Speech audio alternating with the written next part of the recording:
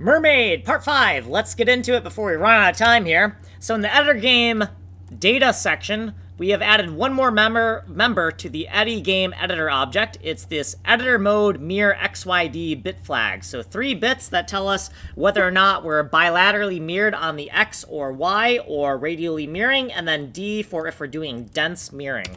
In the Mermaid function section, we have these 2 function stubs. So editor put U32 for bilateral mirroring, and you notice there's one extra parameter, the bit flags, to control how the mirroring goes, and there's no logic here yet, just a yell. And then right here we have editor put U32 sim radii for symmetric radial mirroring, and you can see that there's one extra parameter here, the mirroring bits, and there's no data here yet.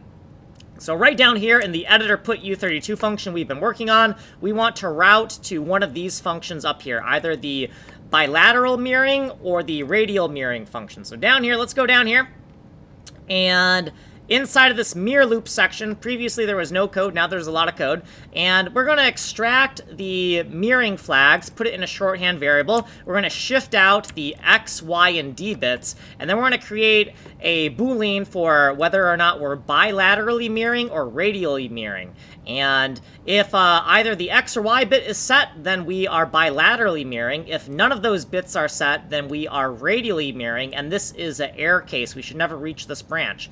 Now we're going to either call the mirroring function for bilateral or the mirroring function for radial, depending on if the bilateral flag is set or the radial flag is set. One of those should be set, otherwise we're going to error out here. Notice that the parameters here are pretty much the same as the input parameters to the wrapping function, except for these extra bit flags tacked onto the end here, right? So these parameters right up here, pretty much the same, except there's one extra parameter here.